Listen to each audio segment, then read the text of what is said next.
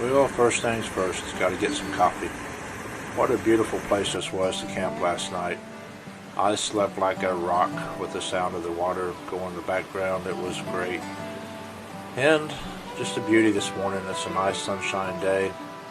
Gonna take my time packing up camp, enjoy this, and probably head down towards the buffalo today.